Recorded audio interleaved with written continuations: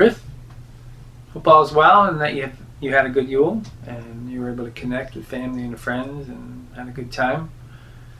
So this video is on working ritualistically with the runes, specifically with rune yoga.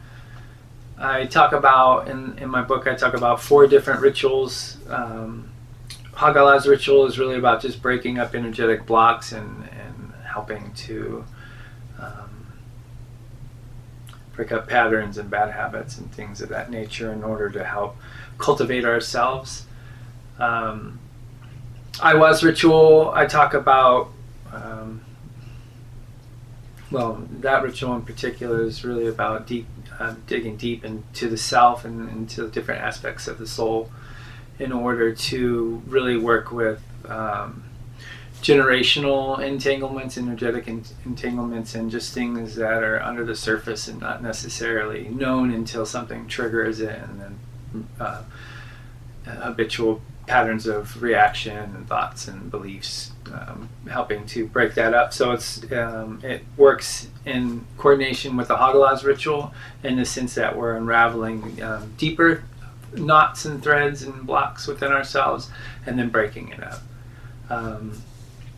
The third ritual I talk about is Iwas, which is really about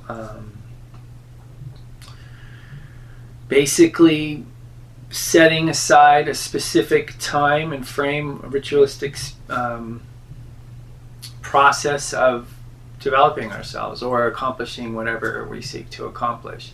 It's really just about using that directed focus towards like all the energy that we've built within our body and harmonizing and flowing it up the central channel up Bifrost and sending it through Iwas, directing it towards what we seek to accomplish, if that's for developing ourselves, working through issues, gaining skills, working with social interactions, or just accomplishing or acquiring stuff that we want in life. It's basically like the active process of sending all that energy and accomplishing our aim, gaining victory in what we seek. And then the last ritual I talk about in the Rune Yoga book is about soul journeying and expanding our consciousness, experiencing reality from different viewpoints and different experiences in order to ultimately give us not only a better understanding of life, but more capacity to work with other energies. And so to me, that's what it's all about, right? In Rune Yoga, we're developing the physical body. We're working with the emotional domain and the mental domain and all these other domains.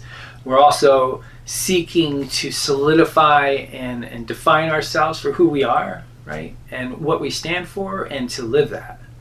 And I like the idea of it just coming naturally, but I didn't grow up in a situation where I saw it, and I really don't see it from your average person to the people in leadership. I mean, shit's fucked up, and no matter what your belief is, both are like, humans are just messed up in one way or another. And part of it is that we're not trying to cultivate ourselves. We're just living to survive and to enjoy ourselves and to thrive, of course. But just because you're a millionaire doesn't mean you have any control over yourself or even have good family. Like those things are things that having good relations and building strong and beautiful children is a huge thing, and it's missing.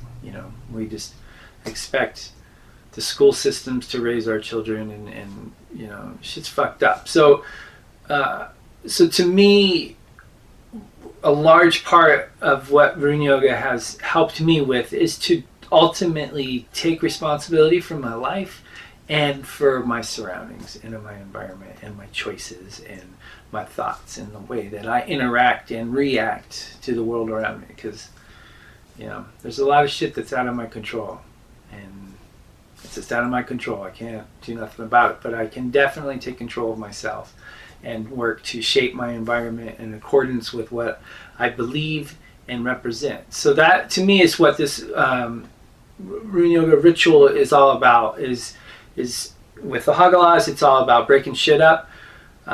With Iwas, it's like untangling some shit that is either generational, from our family's lineage, or just from our cultural lineage. Even, I might not have any I didn't go and do these things that my forefathers did, but I sure as hell need to own it, because that is, that's part of my line. That's who I am, right? So working with Iwas is really like untangling, and we're working through that shit. And that's what Tiwas is all about, is to really aim all the energy we've been building, and all the shit that we've been clarifying, breaking up and dissolving or processing or whatever, transmuting, transforming.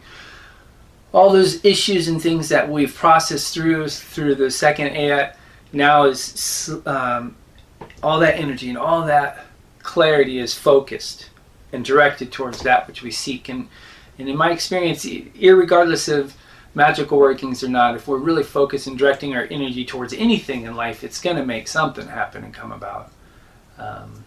And granted, some people just don't have the energy or the charisma or the internal power to manifest things in life. I mean, that's just the facts. Some of us are weak, and it takes work to build energy, and not everybody in this world has that strength, that internal willpower to make things happen. And that's why we're also, through this whole process, we're cultivating our willpower, even from just something as simple as just holding a stutter, or just continually doing a movement for a long duration of time. Just that little thing helps build willpower, and there's multiple things as we go through the runic sequence that will help cultivate willpower. So that's the third ritual, and then the working with Iwas is just really traveling the astral realms and gaining experience from other dimensional realities, and which in turn expands our conscious experience, which expands our sense of self, which is pretty damn powerful. So yeah, those are the rituals I talk about in my Rune Yoga book, and I just wanted to bring some clarity and kind of a bigger picture view of it to help as next year, as we start to go into the runic sequence. All this information can help strengthen your experience of Rune Yoga, because ultimately what we bring to it is what we're going to get from it. Irregardless if it's all bullshit or not, the fact is if we focus our energy, and this is my experience coming from my own personal experience, as I focus on doing these practices and consciously cultivating myself, I have gained more strength, internal strength, but also just more control of my life, which is pretty badass. Because and one of the benefits of that is it's just a sense of peace and contentment with myself, and with my environment, as it becomes more and more representative of what I want and seek to accomplish in life. So yeah, I wish you well. Yeah, and I hope that your New Year's starts off with in a good direction, shall we say. All right, be well and be blessed, and until next video.